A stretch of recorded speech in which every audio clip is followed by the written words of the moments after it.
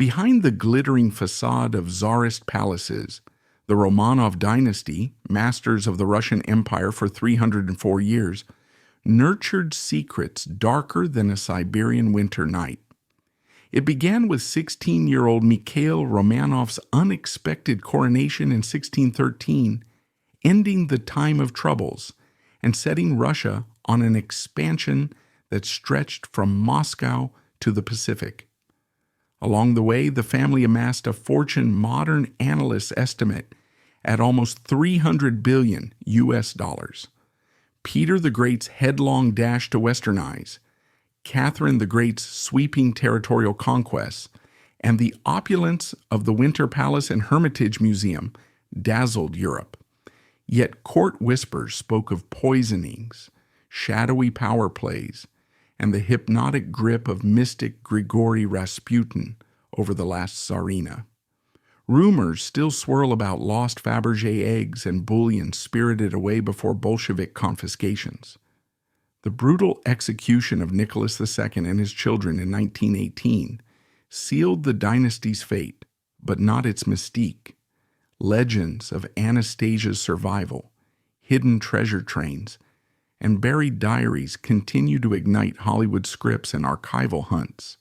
Join us as we unearth the Romanovs' staggering secrets, an epic saga of power, splendor, and tragedy that eclipses Versailles gossip and Windsor scandal alike. The last light of a northern summer sunset sliding across the onion-domed skyline of Moscow, the river catching fire beneath the walls of the Kremlin, and imagine the young Romanov clan, still only local boyars, standing on the balcony of a modest stone palace that smells of pine pitch and new mortar. In that moment, their fortune is fresh, raw, new money, just like the roll-the-dice investments of pioneering tycoon William Brickell down in Florida centuries later. Brickell hacked a city out of mangrove swamps. The early Romanovs hacked planks from the endless birch forests around Uglich and cashed in on Muscovite estates wrested from rival nobles.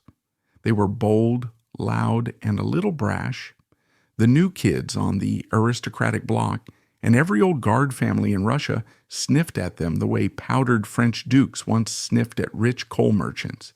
Yet the dynasty had a secret weapon, an almost reckless belief that money only matters when it powers a bigger dream. That dream went into overdrive the day a lanky prince who would become Peter the Great clomped into the throne room. Peter didn't so much inherit power as seize it with both hands, yanking Russia into the spotlight like a stage manager throwing open velvet curtains. His absolutism was unapologetic. His brand new navy slammed into the Baltic in sleek black hulls that gleamed like beetle shells. On diplomatic junkets, he prowled the rigging himself, tar on his cuffs, terrifying ambassadors who thought monarchs were supposed to shiver indoors under powdered wigs. Louis XIV dazzled Europe with Versailles, a golden cage of etiquette and mirrors. But Peter rivaled him ship for ship, cannon for cannon, giving Russia something more potent than jewels, unstoppable motion. Overnight, the Romanovs' new money swagger began to harden into the marble confidence of old money, the kind that expects the world to adjust its orbit. And because great fortunes love a makeover, the family turned to culture, grand, lavish, jaw-dropping culture.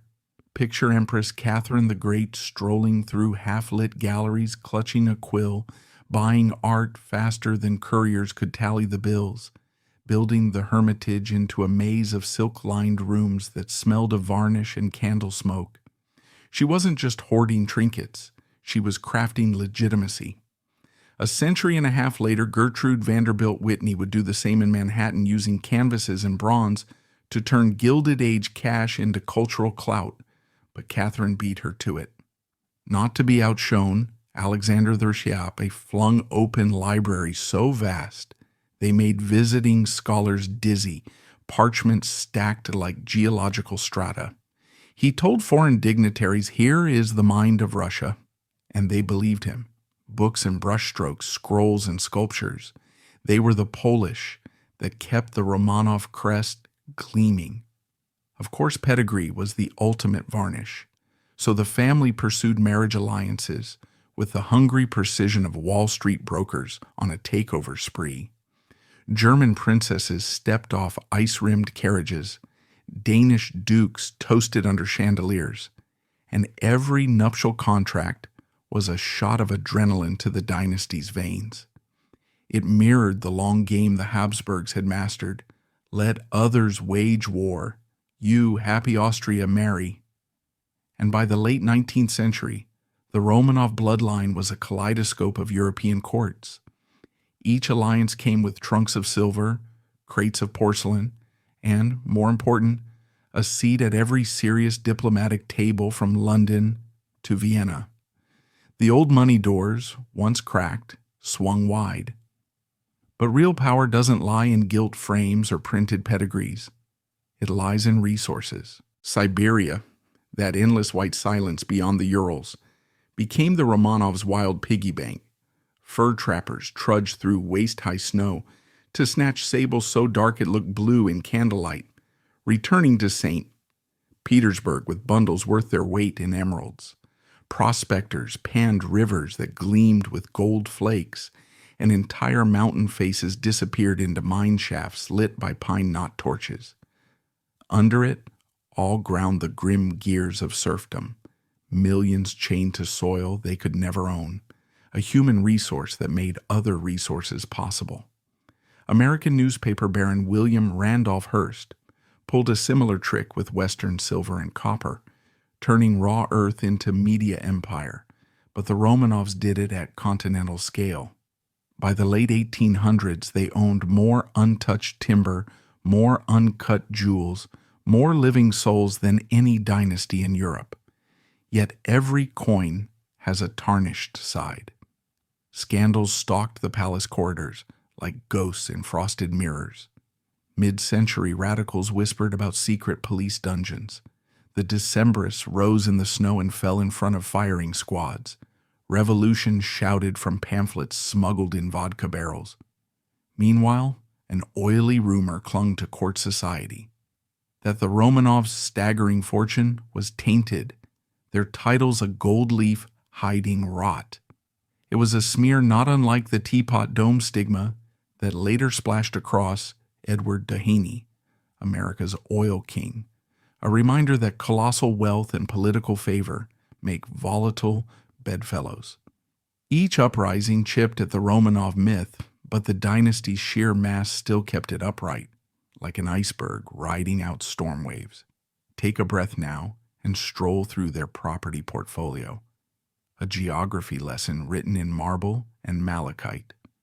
One winter morning you could wake inside the Winter Palace, turquoise walls frosted with white stucco swirls, ceilings lost in shadow 10 stories up. Step outside and a troika can whisk you to Tsarskoye Selo, where Catherine's amber room glows like a frozen sunset. Keep racing east and you hit Siberian estates so vast that travelers measured them in weeks, not miles. Under those snowfields lay gold veins thick as wrists and loads of silver cold as moonlight. In hunting lodges hung bearskins trimmed in silver thread, trophies from days when emperors shot game by the dozen before luncheon. Every ledger line mattered. Revenue poured in from the Baltic ports where icebreakers crunched channels for ships fat with flax and rye. It gushed from the Chinese tea roots, caravans jingling across Central Asia with leaves so fragrant they perfumed the snow. Prosperity steamed out of stout brick factories along the Neva, where serf labor, in truth barely one step removed from slavery, spun linen and hammered iron. And amidst the clang of industry lived art of breathtaking delicacy, Fabergé eggs crusted with diamonds, intricate as pocket universes, canvases by Rembrandt and Rubens carefully tilted beneath skylights in the Hermitage, tapestries whose threads were thinner than a single hair. Even the mundane glittered. Table knives bore emerald studs, Carriage wheels were banded in polished brass so bright they dazzled snow-blind horses. All this opulence might remind you of the Vanderbilt mansions that once dotted America's east coast. Biltmore rising over Asheville like a Loire chateau on steroids. But where the Vanderbilts lost fortunes to racing yachts and bad railroad timing, the Romanovs lost theirs to something rougher, revolution with a capital R. In 1917, red flags burst through palace gates. Suddenly the imperial crest was stripped from iron gates, the Winter Palace thrown open to gawking citizens, and bank vaults emptied by committees quoting Marx. The family's land was nationalized overnight, their jewels boxed, numbered, locked away, and sometimes quietly pocketed. Centuries of carefully accrued old money vanished like frost under a rising sun. Yet here's the twist. Confiscation didn't erase legacy. Paintings still hang in the Hermitage. Fabergé eggs tour world museums under bulletproof glass as if they're tiny planets. The Romanovs' cultural wealth survives in trust funds of a different kind, public treasure, a bit like Andrew Mellon's grand gesture when he donated his entire art collection to the United States. Mellon turned extreme private affluence into the National Gallery. The Romanov loot, intended for royal salons, now greets school children from Novosibirsk to New York, proof that memory can outlive ownership. Picture the icy breath of a St. Petersburg winter sweeping across the Neva, its black water rattling the pilings of the brand new harbor, where Peter the Great, the towering Tsar shipwright of Russia, had hammered modern warships into being with his own blistered hands.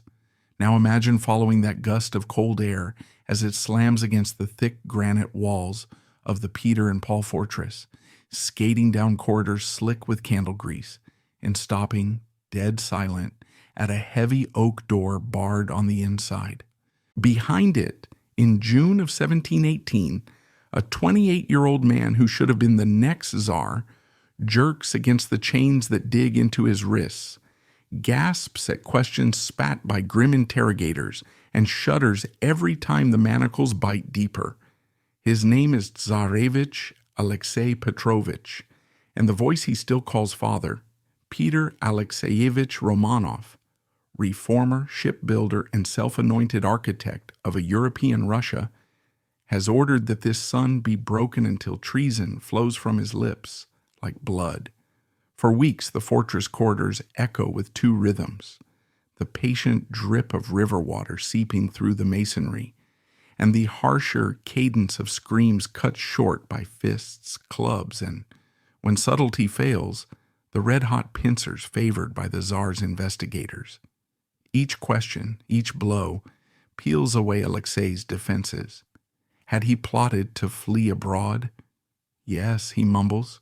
Had he whispered with foreign powers, with stubborn boyars, with priests who damned his father's Western fashions and shaved beards? Yes, yes, yes, he sobs. Suspicion alone would have been enough.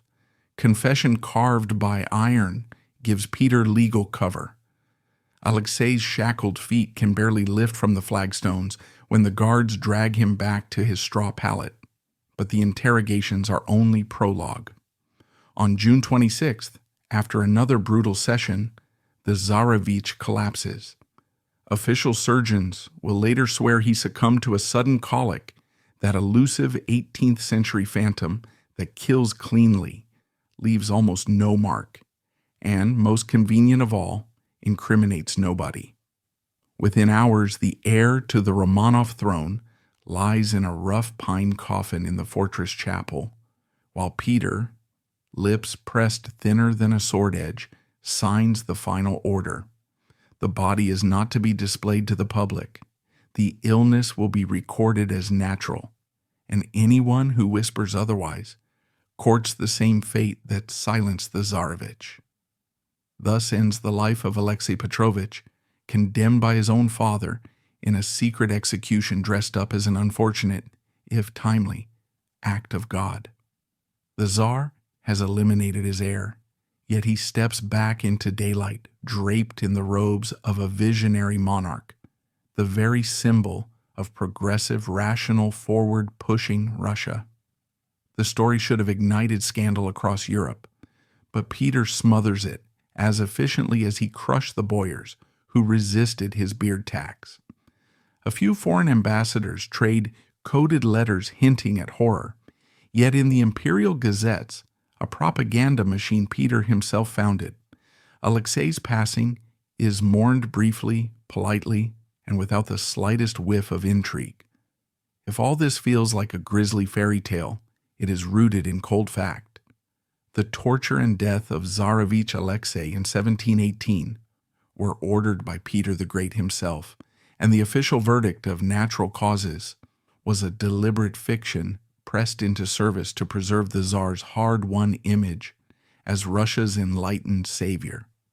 The secret is documented in fortress reports and in the terse signatures of court physicians who knew better than to argue with a man who could tear down an entire noble clan for wearing old Muscovite robes.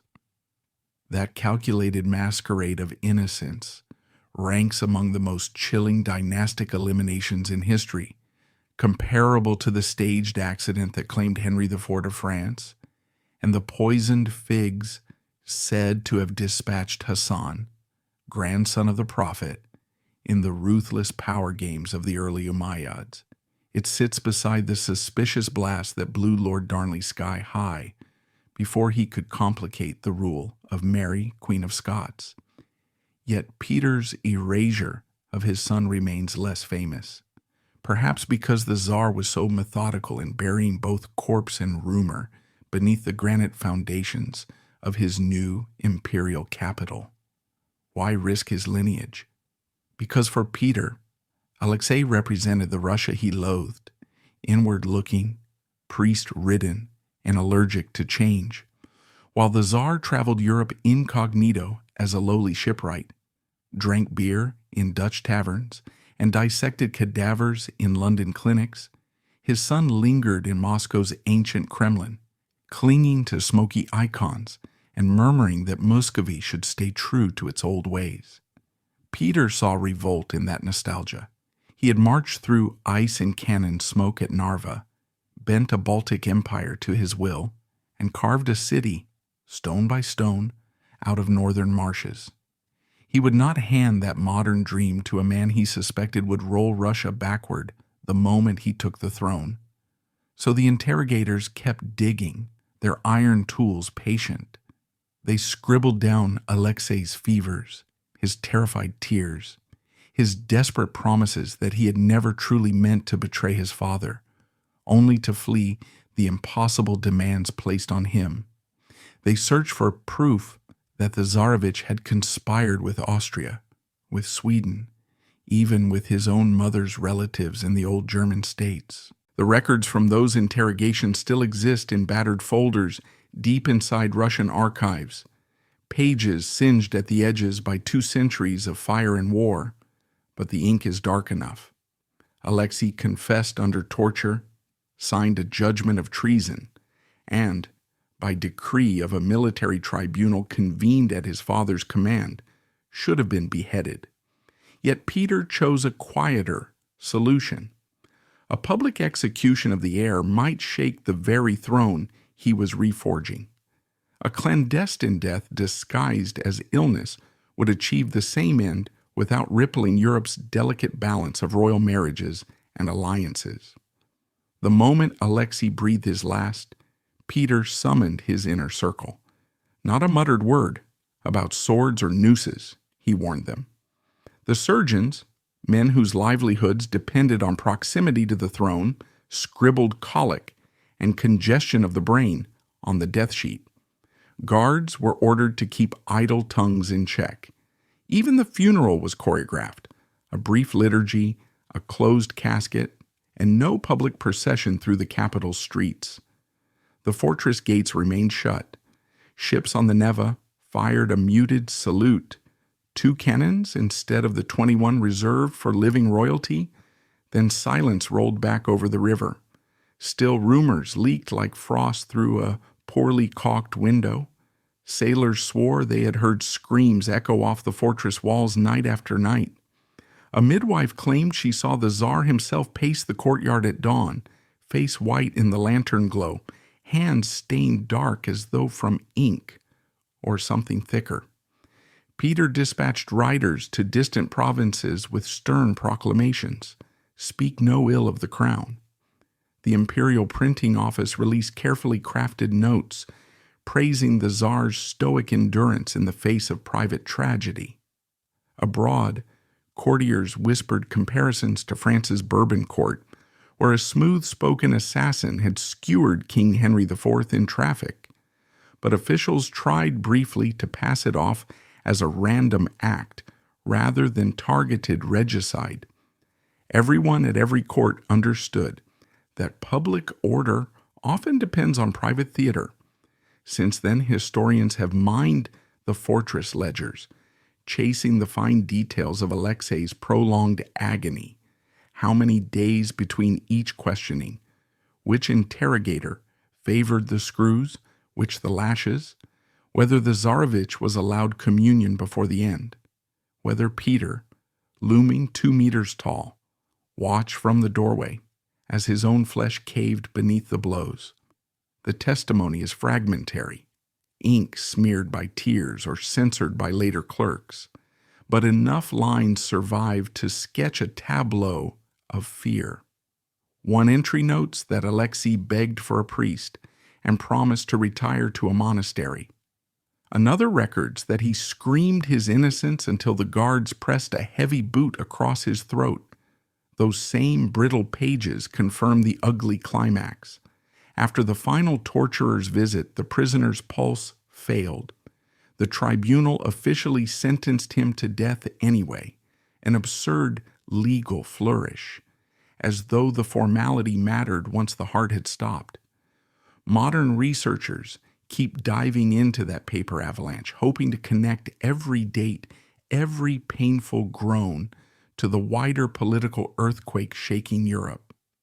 A few analysts pore over digital scans of the trial minutes, magnify signatures, trace handwriting quirks that betray nervous clerks.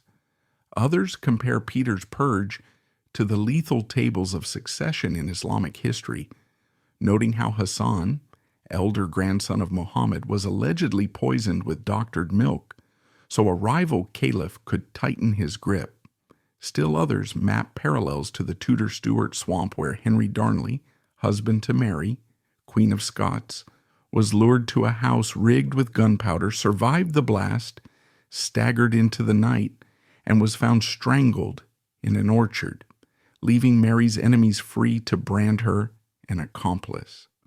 Seen through that lens, Peter's silent execution of Alexei fits an ancient, ruthless pattern. When the future threatens, the present blood relatives can be as expendable as foreign foes. Even so, whispers persist that the Tsarevich's fate was only the beginning of a darker campaign.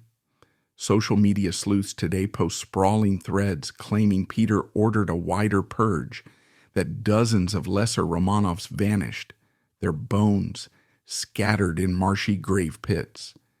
Yet these posts cite no ledgers, no eyewitness diaries, only echoes and speculation. The fortress archives list no surge of unexplained burials after 1718, no spike in midnight executions. What records do exist show a kingdom stunned but oddly calm. Peter had killed the one rival who mattered most. The rest of Russia, terrified and exhausted, bent beneath the weight of his will.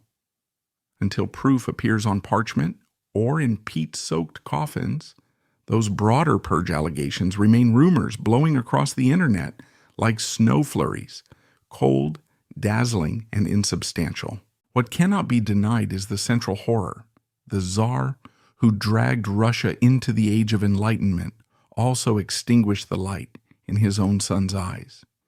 To recite the timeline is to march through a nightmare, scripted by Shakespeare, yet performed on icy Russian stages. January, Alexei flees to the safety of Vienna and begs Emperor Charles VI for asylum. April, his father lures him home with promises of mercy. June, chains, torches, questions.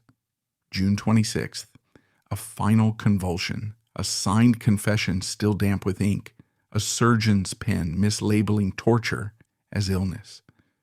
By July, the court has packed away its mourning suits. Peter throws himself into designing shipyards and plotting new wars. The heir is gone, the future recast in the Tsar's own image. Call the saga The Tsar Who Killed His Heir. The title alone captures the volcanic collision of progress and paranoia that defined Peter's reign. Scholars parsing the event often balance two conflicting portraits. On one side, the visionary who banned arranged marriages, founded secular schools, and built Russia's first navy. On the other, the autocrat who taxed beards at sword point, crushed recalcitrant Cossacks under iron cannonballs, and considered dissent a personal insult, punishable by death. The torture chamber at Peter and Paul Fortress is where those two portraits overlap. The father who demanded a modern, rational state used medieval brutality to secure that vision, convinced that the old Russia, still throbbing in his son's veins, might infect the empire like a plague. In private moments, Peter muttered that sacrifice for the greater good had always been the Romanov creed. He reminded loyal courtiers that Ivan IV, known to history as Ivan the Terrible, had once brained his own heir with a staff in a fit of rage.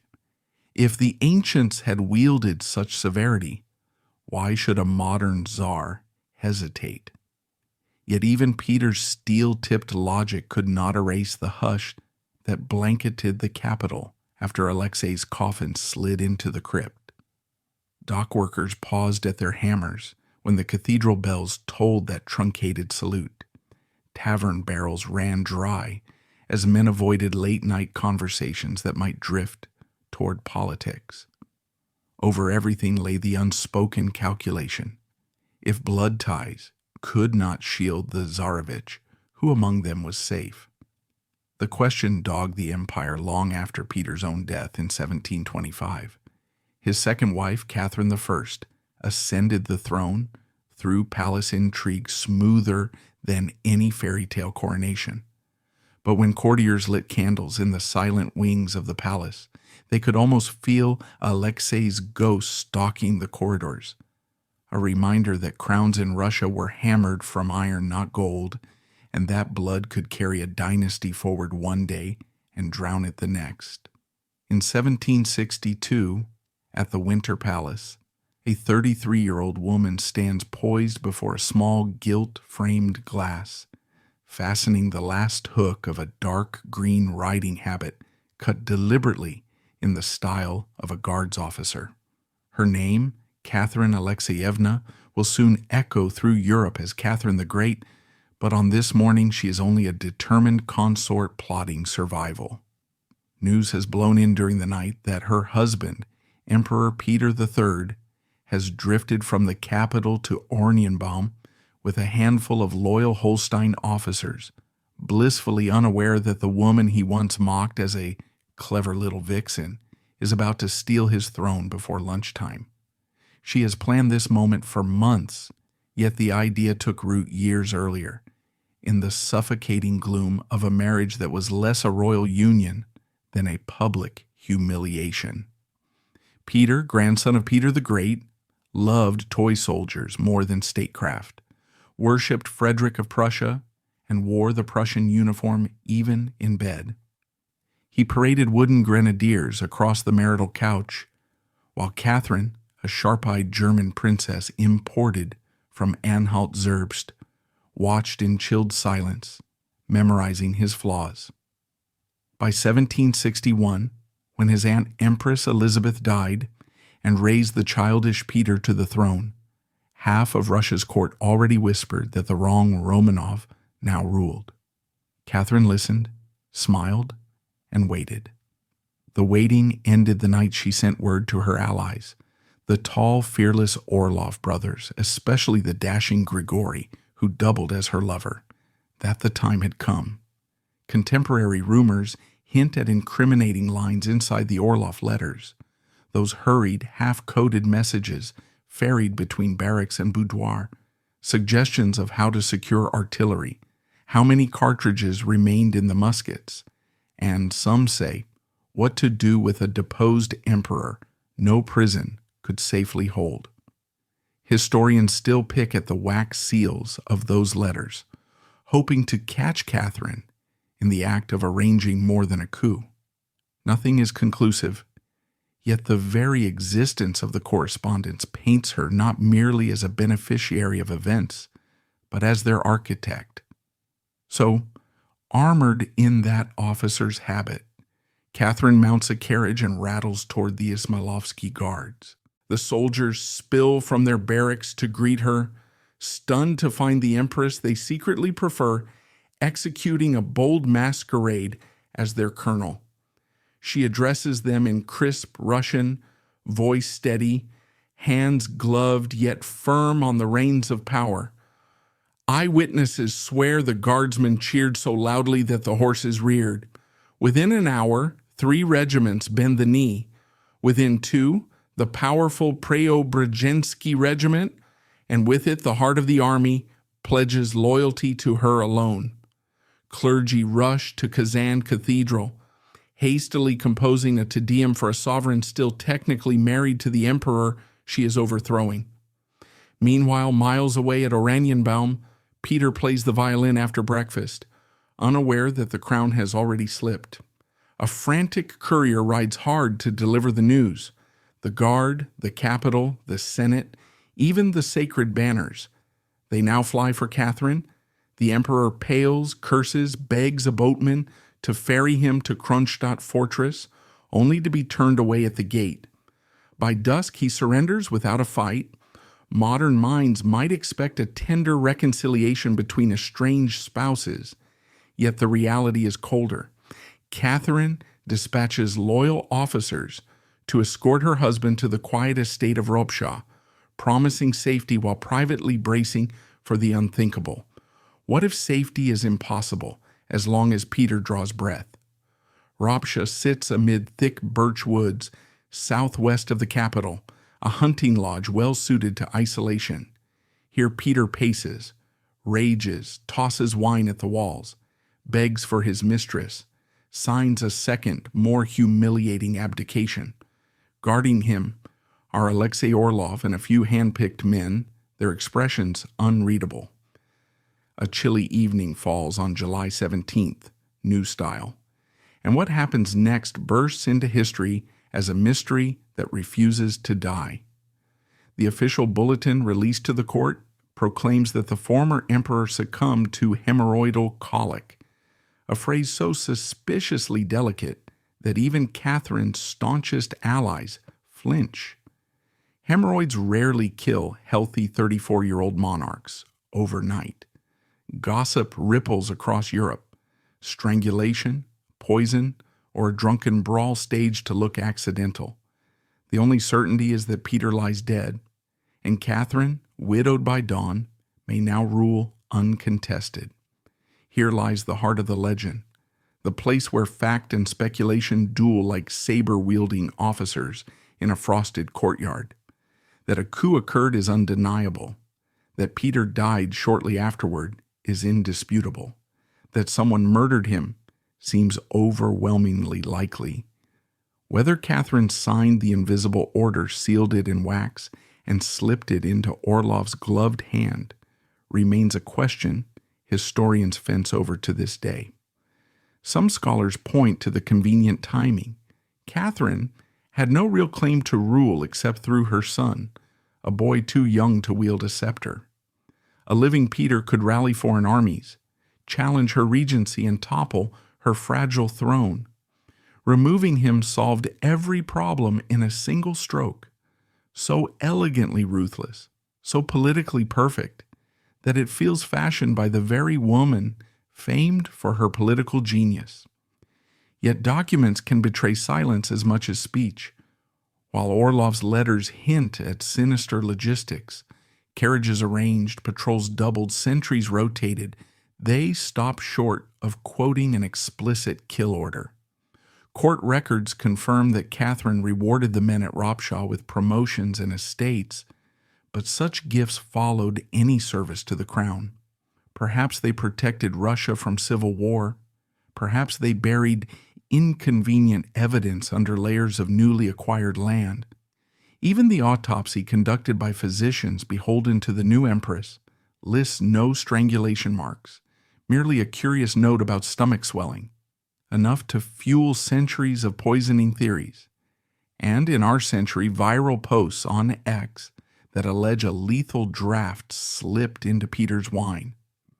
Those posts collect thousands of likes, yet rest on the thinnest reeds of proof, echoing older pamphlets that once accused Richard III of smothering the princes in the Tower, or whispered that Queen Joanna of Castile was locked away because veiled men feared a woman at the helm of empire. Such comparisons matter because power is rarely seized without blood. When Richard's nephews vanished, England sighs, half in relief, half in horror. When Joanna, labeled mad, spent decades imprisoned in Tordesillas, the Habsburgs secured Spain's future by sacrificing its lawful queen. Russia now performed its own brutal calculus. One life for the stability of a vast, restless realm. Catherine's supporters framed her action, whether direct or indirect, as patriotic necessity. Her detractors muttered murder. She herself chose public silence, never speaking Peter's name again, never commissioning a tomb fit for a czar. Instead, she raced to her coronation, wearing a mantle heavy with diamonds, while her late husband's coffin traveled under light guard to the Alexander Nevsky Monastery, interred without fanfare beside rulers whose reigns barely flicker in memory. Yet the cover story persisted. Hemorrhoidal colic crept into official almanacs, just as decades later a Florida doctor would chalk up Mary Lily Flagler's mysterious death to mere heart failure, politely ignoring the arsenic rumors that swirled around her immensely wealthy husband.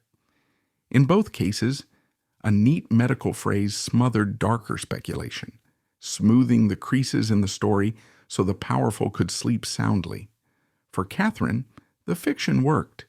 European courts accepted it, with raised brows but no interventions. Prussia's Frederick, cynical as ever, shrugged that Peter's demise simply removed a foolish monarch from the chessboard. France sent polite congratulations to the new Semiramis of the North. Only Sweden hinted at protest, yet their fleet never left port. Inside Russia, Catherine set about proving that her audacious gamble had saved, not endangered, the nation. She charmed the nobility with enlightened reforms, summoned architects to give St. Petersburg grander wings, corresponded with Voltaire, and founded the Smolny Institute for Noble Girls, all clever moves to distract from the bloodstain no amount of velvet could hide. Peasants cared little who wore the crown as long as harvests remained steady. The clergy blessed her reign because she left their privileges untouched. The army adored her, for she respected their swagger and remembered every promise she had made that feverish June morning. Within a year, the shock of Peter's death dulled, folded into the grand narrative of Russia's enduring autocracy. Still the shadow of Ropsha trailed her like a phantom embroidered into the hem of her coronation robe. Foreign ambassadors swapped rumors over candlelit suppers. One claimed a servant heard screams. Another insisted Orlov confessed on his deathbed. Russian nobles toasted their sovereign while glancing at each other's eyes, seeking the flicker of doubt that might mark an enemy. Catherine herself, lover of clever mottos, kept a private aphorism pinned to the inside of her desk. Power without a secure throne is a noose around the neck. Whether she wrote it before or after Peter's death is anybody's guess, but the line feels like an admission disguised as wisdom. Inside the royal nursery, the silence is so tense you can hear 14-year-old parquet creak beneath felt-soled boots. Into that hush walks a broad-shouldered peasant in a ragged fur coat that smells of smoke and horse sweat. His beard is tangled enough to hide coins, his eyes burn like molten glass, and when he raises a hand in blessing everyone, guards, governesses, even grand duchesses, leans forward as though hypnotized. This is Grigori Yefimovich Rasputin, the self-proclaimed starist from the Siberian backwoods, and tonight he will mutter a prayer that stops the heir to the Romanov throne from bleeding out. Tomorrow the Empress will press a packet of personal letters to her heart and write, in a hand shaking with relief, "Our friend has saved the boy again." From that moment in 1914 until bullets finally silenced him in December 1916, the man newspapers sneered at as a mad monk slipped deeper and deeper into the machinery of the Russian state.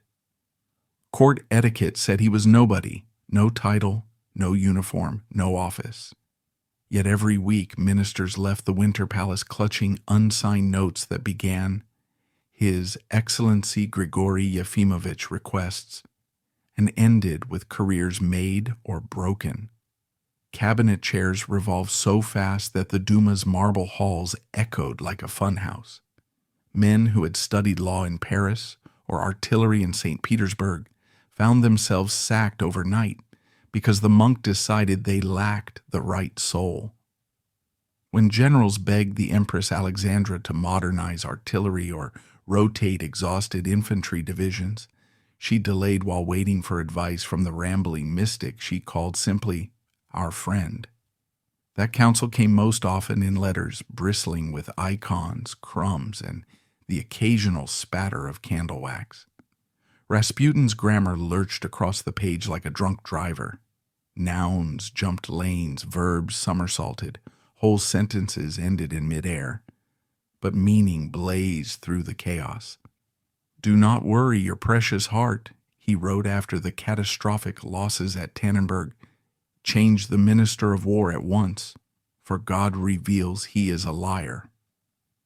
Days later, the unfortunate minister was out and a new one in, less because of battlefield logic than because Alexandra had read those words aloud in Nicholas's private study, while the Tsar tapped the blotter with a nervous finger. According to the imperial diary, nothing more was discussed, yet by dawn, a signed decree dismissed an entire high command.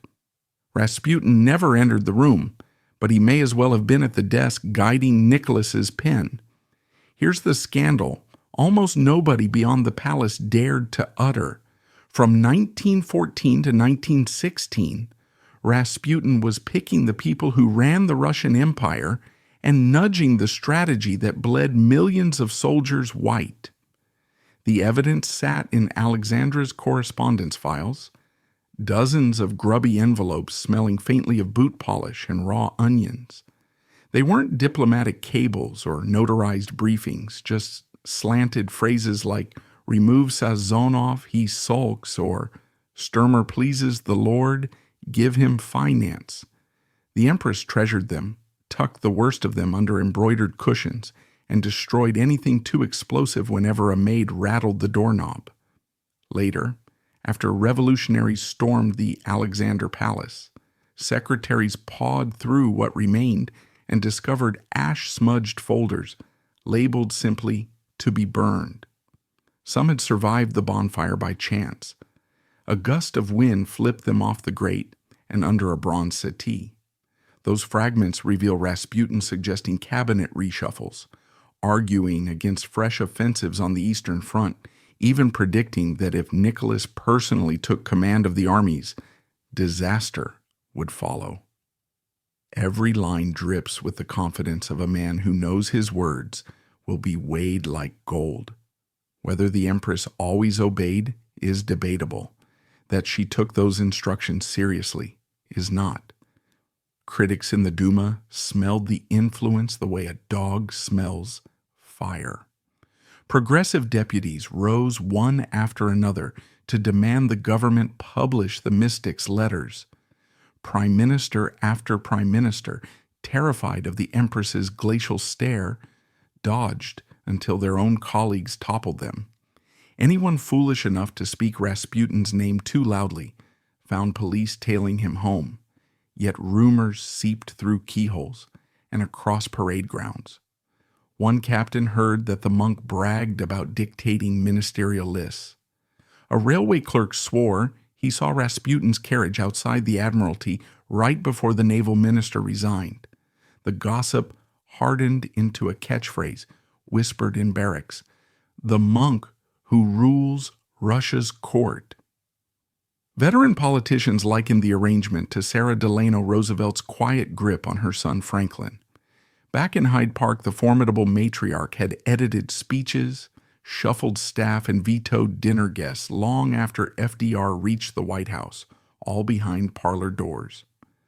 Substitute Rasputin's oily beard for Sarah's starched collars, and the parallel felt unnervingly precise. A single, UN-elected confidant steering policy through emotional leverage. Hearst's cozy flirtation with Nazi propaganda, and Anne Rourke Getty's whispered blackmail campaigns for oil concessions came up in the same hushed conversations. Examples of what happens when secret influence crawls into the cockpit of a nation's destiny. The imperial court tried to keep that cockpit sealed. In mid-1916, palace officials quietly ordered a systematic purge of private papers. Alexandra's valet described trunks of letters hauled to the courtyard furnace. A gardener later claimed the smoke smelled sweet and sickly, like burning honey cakes. Historians have long accepted the destruction as fact. What survived did so only because junior clerks, perhaps sensing history at their elbows, slipped bundles under uniforms or into upholstery. Those scraps, preserved today in brittle glassine, are Rosetta Stones for understanding how Rasputin's advice jumped the gap between mysticism and realpolitik. One singed page, for instance, concerns the appointment of Alexander Protopopov as interior minister. "He is meek," Rasputin scrawled, "and God shows he will listen." Within a week, the post was his. Another charred fragment addresses the debate over renewing the Brusilov offensive. "Blood enough?" Rasputin warned. "Stop, or the throne will drown." Alexandra repeated that plea word for word in a telegram to Nicholas at headquarters. The Tsar hesitated, reversed himself, then re-hesitated, ultimately angering both generals and Duma moderates. Precious weeks evaporated, and with them any hope of coordinated victory. Skeptics today argue the monk's power has been exaggerated by sensationalist memoirs, yet the pattern on surviving documents is hard to ignore. Every time the Empress lobbied for a new face in cabinet or for a ceasefire signal to Berlin, there's a scrap or two in Rasputin's curling script urging precisely that move. His voice weaves through policy like a basso continuo, unsettlingly constant even as prime ministers churned. He never held a portfolio, never sat in on a formal council, but his recommendations landed with the weight of an imperial seal because the empress treated them as divine telegrams. And yet when modern conspiracy hunters climb onto social media and declare Rasputin an occult puppet master who summoned demons under the palace dome, they skid off the rails of evidence. Yes, he claimed visions, swung chains of icons, and mumbled prophecies after too much Madeira. But the ex-posts racking up likes with lurid tales of orgiastic midnight rites rely on no diaries, no police files, no cross-examined testimony. They're ghost stories. The provable story lies in mundane ink. Misspelled counsels to shuffle ministers, to pause offensives, to favor peace feelers, and in the stubborn fact that those counsels often became law. Nobody needs a pentagram when a fountain pen will do. If you want the copper tax proof, dig where parliamentary stenographers once sat. In December 1916, Deputy Vladimir Purishkevich rose and thundered that dark forces dictated policy straight from the Empress's boudoir. Hansard-style transcripts note gasps echoing off marble. Purishkevich waved what he claimed were copies of Rasputin's messages. Security seized them before he reached the lobby, but the uproar greased the wheels of a murder plot that ended with the monk bleeding under the ice. Even after his corpse was fished from the Neva, officials kept confiscating papers, proof that the real fear was not his wandering hands or wandering mind, but the ink linking his name to decisions that wrecked an empire. Flashing forward a century, archivists still comb the dust of shuttered estates for the missing bulk of those letters. A few survive, one in the Hoover Institution's collections, another in a sealed folio at the State Archive in Moscow, several more in private hands, so shy of cameras that only rumor marks their existence. Pair them with Duma Commission reports from 1917, and you get a mosaic, ragged but unmistakable. Grigori Rasputin inserted himself into ministerial appointments, yes. He pushed for peace overtures that undercut military strategy, yes. He warned Nicholas not to take personal command, yes. And he did it mostly by scribbling on paper and trusting Alexandra's faith to carry his words into action. Think about that for a moment. In the age of telegraphed mobilization orders and railways spiraling across 2 continents, the fate of the world's largest country tilted because a mystic with muddy boots wrote "sack him" on a soiled half-sheet, and an empress transmogrified it into official policy.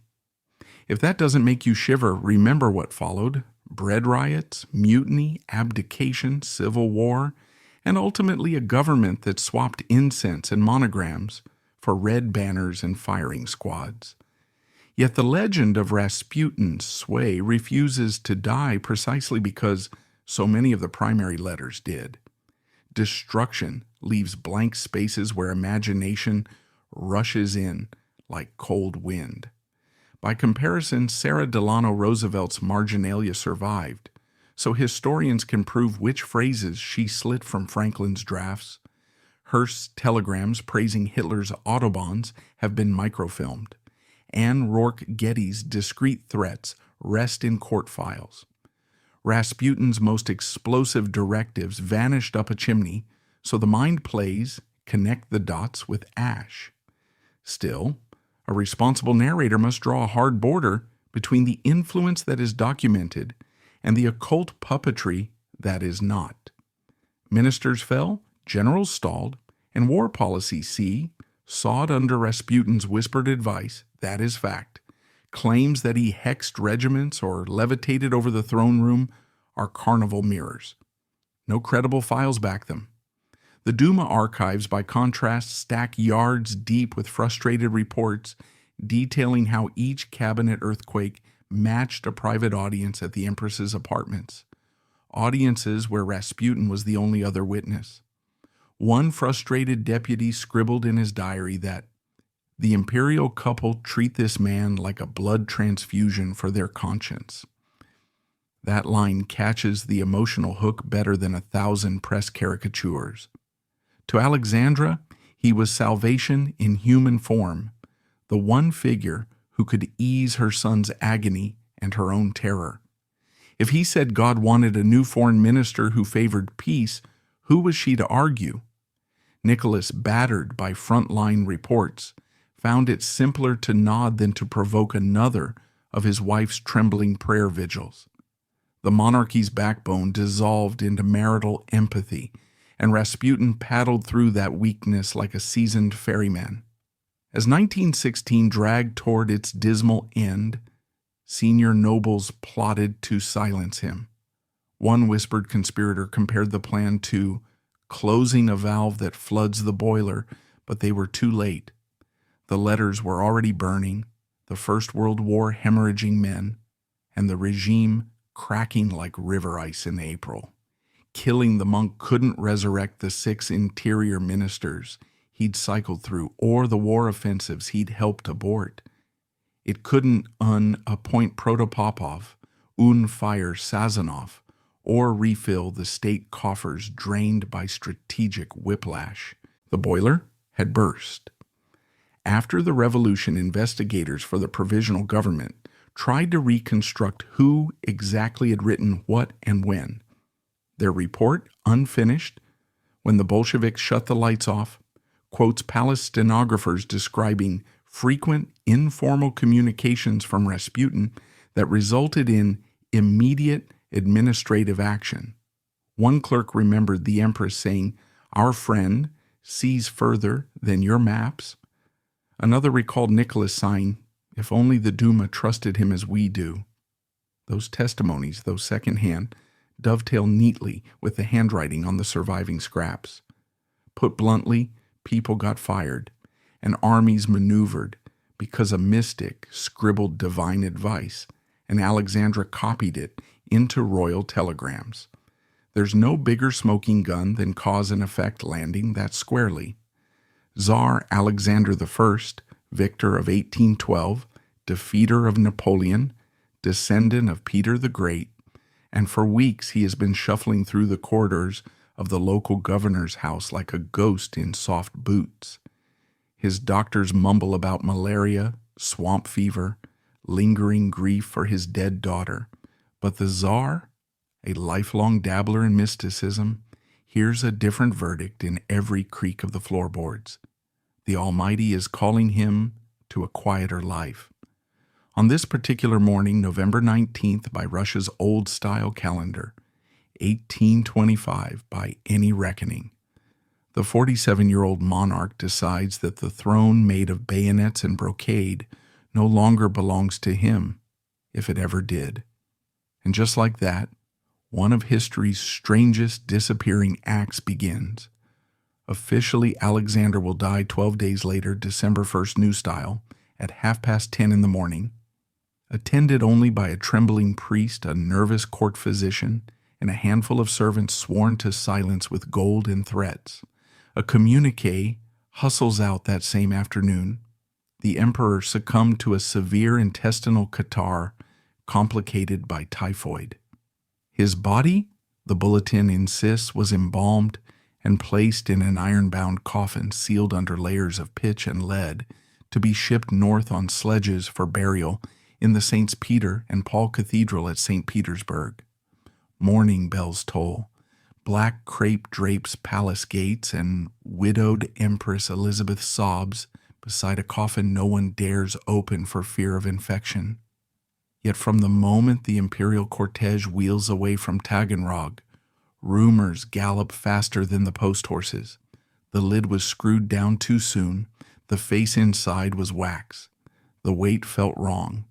People swear the guards marching alongside the wagon whisper a different story, one too fantastic and too convenient to print.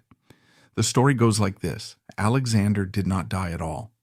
Instead, weary of court intrigue, haunted by guilt over his father Paul III's violent overthrow, and disgusted with the compromises of power, he staged his own death.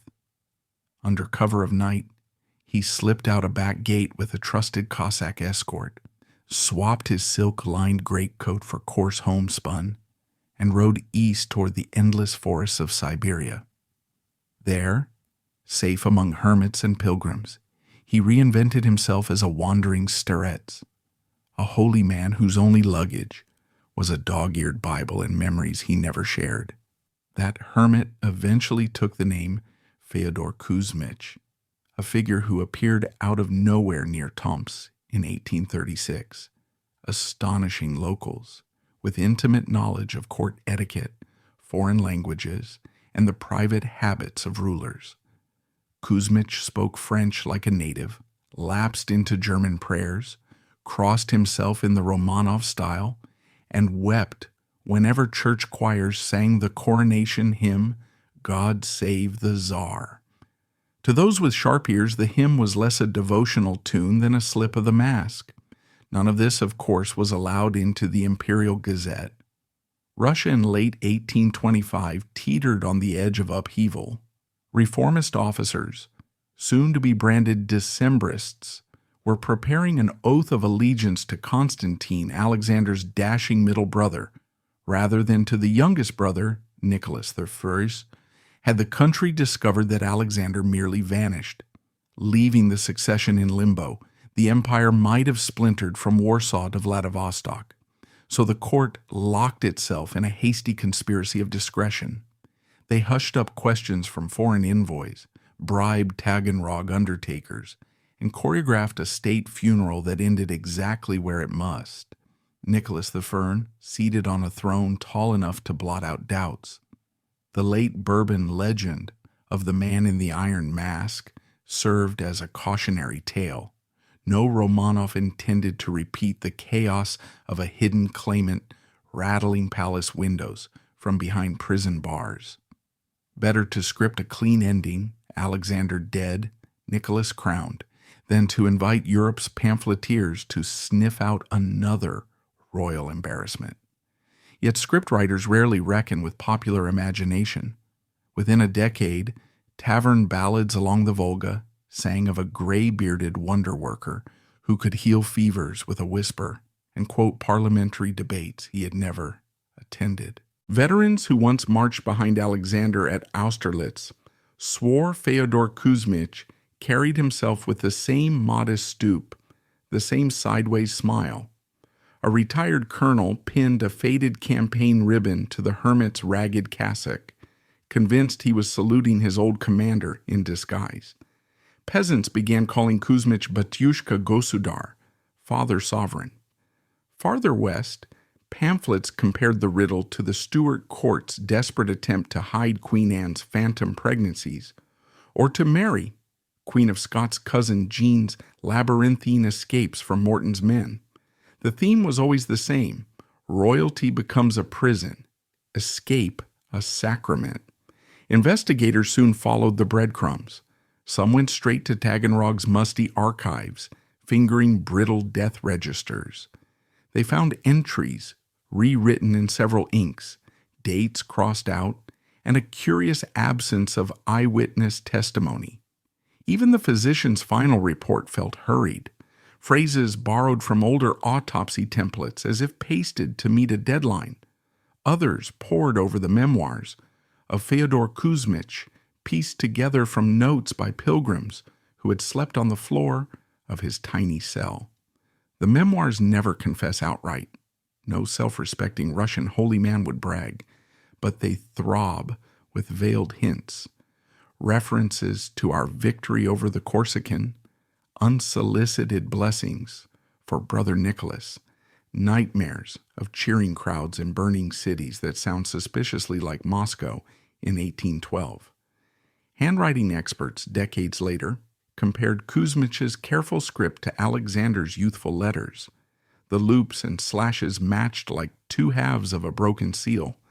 Skeptics sneer, of course. They point out that Taganrog hosted a deadly cholera wave, that the Tsar, exhausted by state travel and the death of his beloved daughter Maria, could easily have expired. They remind us that Kuzmich emerged 11 years after Alexander's burial, plenty of time for a court insider to imitate imperial quirks. They cite the Tsar's well-documented limp from an old riding injury, a limp absent in Kuzmich until late age. Skeptics also scroll through today's social media platform X, where posts peddle proof of a Romanov swap but linked to no scanned documents, no forensic exhumations, nothing firmer than a blurry photo of a monk's icon and a caption screaming "royal cover-up." Yet the same skeptics admit grudgingly that no autopsy report from Taganrog survives in unredacted form. Somewhere between absolute certainty and imaginative yearning, the mystery stretches like a cat across both sunlight and shadow. In 1903, it had a rumor that the Jews murdered a Christian child for Passover blood. You hear it outside the cathedral, in the beer hall, on the factory floor. By nightfall, fists are slamming against shutters in the Jewish quarter. Cobblestones are slick with wine and kerosene. And someone is shouting that the Tsar himself will thank Russia's faithful for teaching the Christ killers a lesson. It feels spontaneous, righteous, almost holy, until you follow the echo back to its source and realize a uniformed agent of the Tsar's secret police was the one who first whispered the lie. This is how Nicholas II's regime played its most cynical card between 1903 and 1906. Weaponize old hatreds, unleash them like attack dogs, and then pretend the mauling was an accidental street brawl. The Tsarist police apparatus, officially the Department for Protecting the Public Security and Order, but known everywhere as the Okhrana, scattered forged pamphlets, paid local rabble-rousers, and nudged Cossack patrols to look the other way. The goal was textbook bait and switch, steer rage away from the throne and toward a scapegoat, in this case, the empire's 5 million strong Jewish population. Each smashed window bought the dynasty another hour of calm, each burning Torah another day's grace against the rising tide of revolution. Behind palace walls, the trick was called preventative diversion. Outside, historians would later call it a pogrom. Start with the numbers. Between April 1903 and the autumn of 1906, at least 600 Jews were murdered in Russian pogroms, thousands more were wounded, and hundreds of synagogues and businesses were looted or burned. Cities like Gomel, Białystok, Odessa, Kiev, and Rostov rang with screams and hymn snatches. Wrists still slick with spilled wine swung iron bars against prayer house doors. Newspapers abroad compared the carnage to medieval witch hunts, but Nicholas's interior ministers rarely lifted a finger. When the worst of the rioting flared, the local governor telegraphed St. Petersburg for instructions and received nothing louder than a murmur. Preserve order without unnecessary severity. In practice, that meant the police formed thin blue lines around Christian property, while Jewish homes were left to burn. How do we know complicity wasn't just conspiratorial hindsight? Because internal Okhrana memoranda survived, tucked in archive boxes labeled Operational Material, Southwestern District. One report from Gomel lists police expenditures for informational leaflets delivered to select agents of influence. Another folds a draft proclamation into its pages. We, the Orthodox faithful, must cleanse our city of kiikis who suck our labor. The signature line is blank, better for plausible deniability, but a penciled margin note tags the draft for local reproduction at Father D's print shop. Father D was a known Okhrana asset. That's not rumor, it's ledger ink. And then there were the whisper campaigns. Okhrana fieldmen planted themselves in taverns, handed out free vodka, and let drop remarks like silver coins. They say His Majesty grieves over the ritual killing, or do your duty and God will bless Mother Russia. By dawn, the city would quake with holy rage. When foreign correspondents cabled the carnage to Paris and London, the Russian Foreign Ministry insisted the riots were spontaneous outbursts of popular feeling, no different from bread riots or strikes. But the ministry knew better, because the Okhrana answered directly to it. The same chain of command that dispatched undercover agents to hunt revolutionaries also dispatched them to coax pogrom crowds into action. Why lean on anti-Jewish violence just then? Because Nicholas II's throne was cracking. The Russo-Japanese War bloomed into humiliation. The Trans-Siberian Railway carried home coffins instead of glory. Factory strikes sheeted across St. Petersburg like summer lightning. Revolutionaries preached that autocracy itself was a vampire. The regime needed a lightning rod. Jews had been the empire's convenient other for centuries.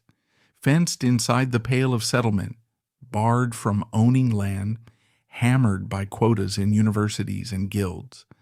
Turning popular anger toward them was as easy as breathing. Officials simply greased the skids. Think of it as a political variant of the Cabot family's quiet hand in the 19th century opium trade. Profit from the poison while denying you ever touch the pipe. Or recall the way Leland Stanford praised Chinese railroad workers in public, even as his companies ran them ragged and paid them pennies. A bait and switch that kept investors grinning while laborers starved. Peel back another century, and you meet Charles III when he was still Prince of Wales, unveiling plaques that honored abolitionists, while his own royal ancestors banked fortunes on the Atlantic slave trade. Nicholas II's pogrom policy fit that lineage of respectable faces masking rotten foundations. The difference was scale. Entire towns convulsed, and the screams were audible all the way to the Winter Palace. Let's tunnel back to Kishinev, the pogrom that turned the word itself into a synonym for state-sponsored terror. 2 boys, one Ukrainian and one Russian, were found dead in separate incidents that Easter. Police knew the murders had nothing to do with ritual blood libel.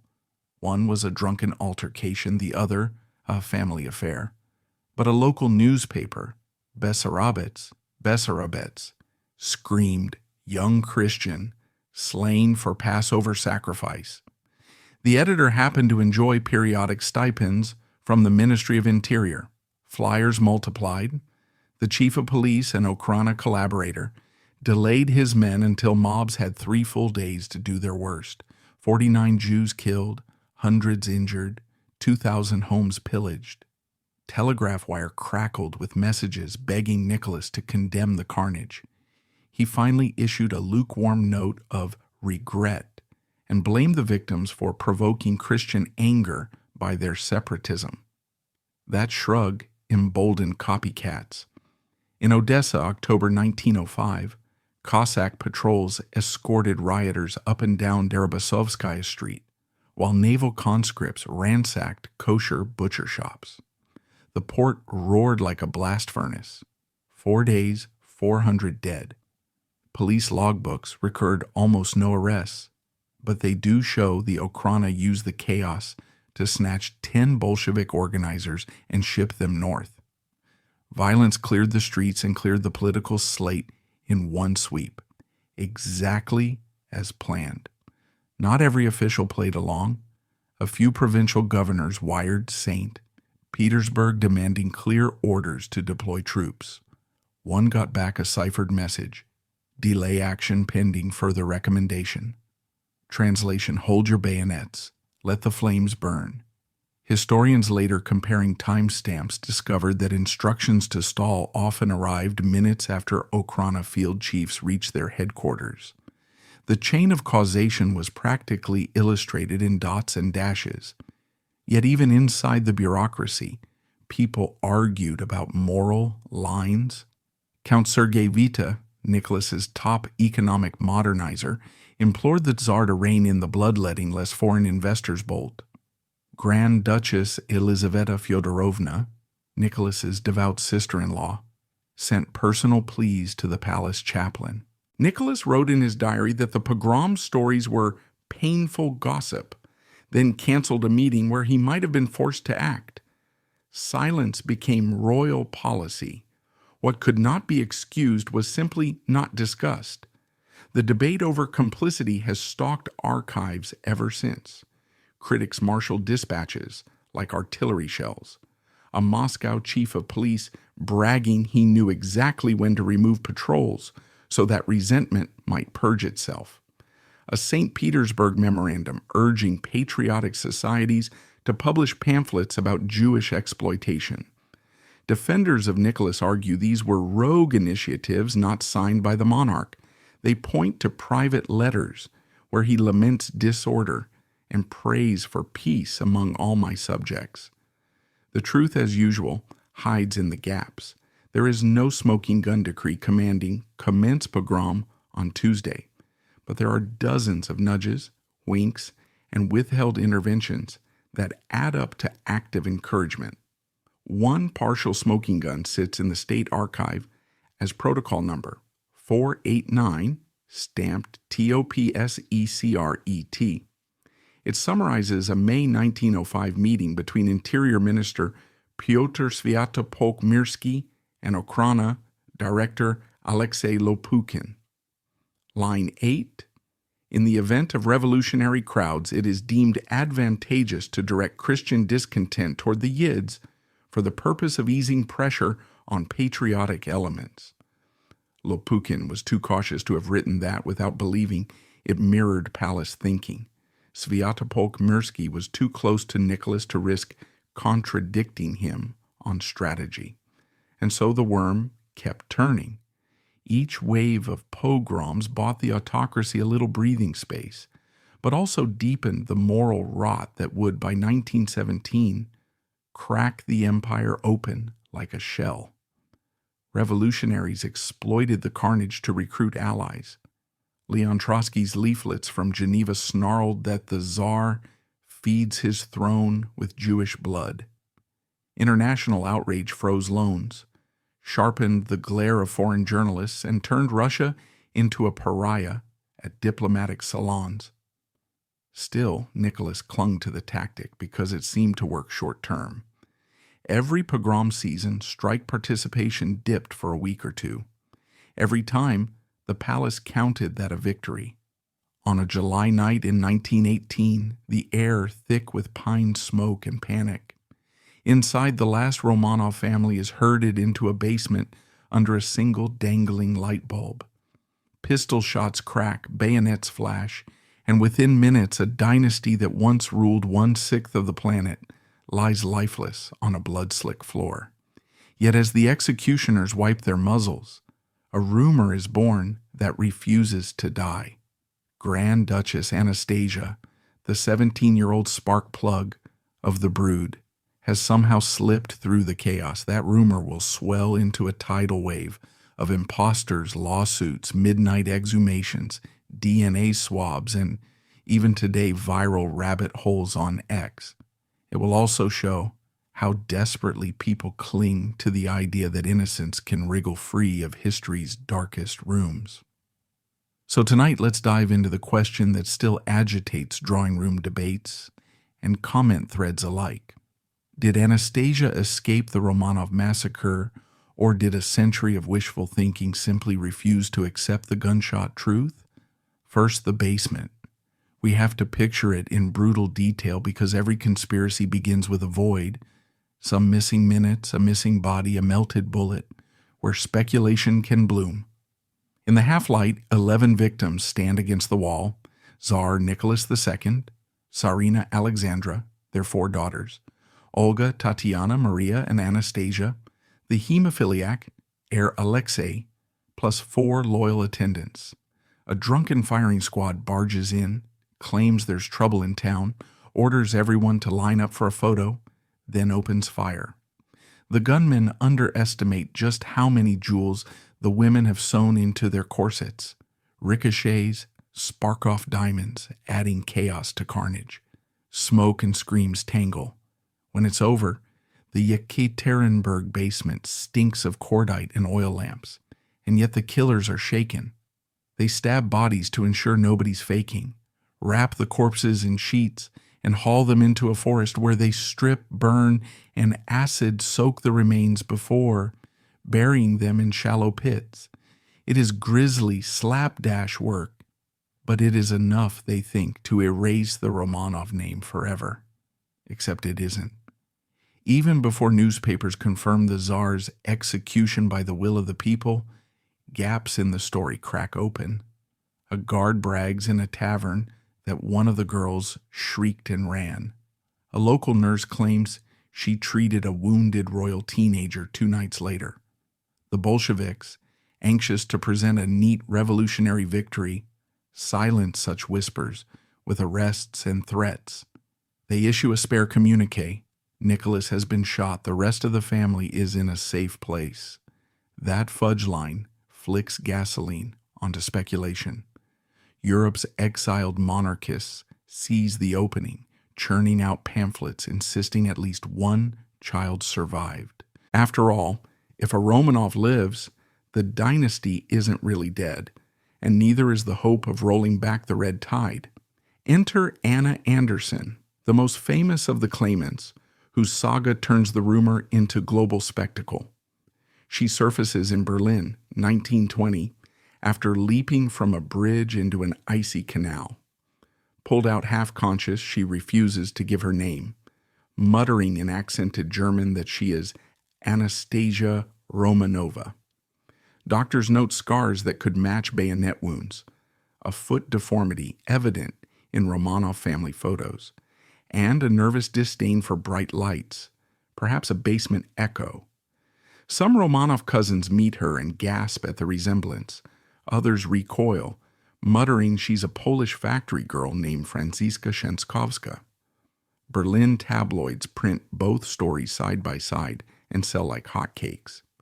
Over the next 40 years, Anderson sues in German courts to be recognized as the lost Grand Duchess, and, more crucially, to stake a claim to the Romanov fortune tucked away in foreign banks.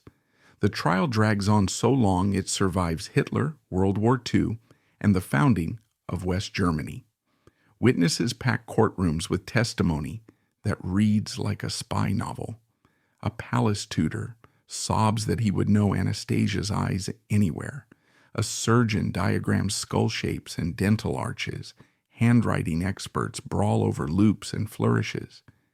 In 1968, the judges finally surrendered to exhaustion, declaring the evidence not proven. Anderson never wins the crown jewels, but she never relinquishes the title either. She dies in Virginia in 1984 as Anna Anderson Anastasia, leaving behind a cult that swears the truth went to the crematorium with her. Now, why did the Soviet government fight so hard to squash survivor tales? Because revolutions feed on clean breakpoints. Just as Miami pioneer William Brickell buried gossip about his extramarital entanglements to keep a boomtown facade intact, the Bolsheviks buried Romanov bodies and rumors to cement a new order. Anastasia sightings undermined that neat narrative. If one princess could flee Cheka bullets, maybe the whole imperial idea had survived too. So Moscow's press office labeled every claimant a con artist, every escape diary a forgery, every white émigré fundraising drive a monarchist scam. They locked Ipatiev House, bulldozed it in the 1970s, and airbrushed the Romanovs from school books. The message was simple. The dynasty ended in that basement, full stop. No ghosts allowed. But ghosts are resilient. As early as the 1930s, émigré circles trade tales of royal rescue missions, secret tunnels, bribed guards, Cossack horsemen galloping through birch groves with a burlap-wrapped princess. By the 1950s, those stories leaped the Atlantic, fetching Hollywood interest. Ingrid Bergman dons a tiara in the film Anastasia, giving the myth Oscar sparkle. Each new embellishment buys the legend another decade. Meanwhile, other pretenders pop up. Eugenia Smith in Chicago, Nadezhda Ivanovna in South Africa, a shy recluse in rural Italy. Most crumble under scrutiny, but each keeps the embers of maybe glowing. All that romance slams into molecular reality in the early 1990s. The Soviet Union implodes, archives unlock, amateur sleuths armed with metal detectors stumble upon a shallow grave near Yekaterinburg. Inside lie 9 skeletons, 2 short of the royal head count. Scientists fly in, bag bones, and fire up PCR machines newly capable of reading mitochondrial DNA. They match samples to living Romanov relatives, including Prince Philip of Britain, and confirm the Tsar, the tsarina, and 3 daughters are present. But Alexei and one sister, either Maria or Anastasia, are missing. For true believers, this is proof she escaped. Skeptics counter. Maybe the executioners buried the last pair elsewhere. The debate surges again, louder than ever. DNA soon delivers a second punch. A lab in England obtains a biopsy block of Anna Anderson's intestine, saved from a 1970s surgery. When tested against Romanov markers, her sequence shows zero match. Instead, it lines up neatly with a living relative of Franziska Szankowska, the Polish factory worker. 40 lung, wearing courtroom years, vanish in a pipette swirl. Anderson was an imposter. By 2007, searchers locate a second grave near the first, containing the missing Alexei and his sister. More DNA tests nail the identification. Math is merciless now. 11 bodies, 11 Romanovs. No gaps, no miraculous rendezvous in Parisian garrets. Case closed, scientifically at least.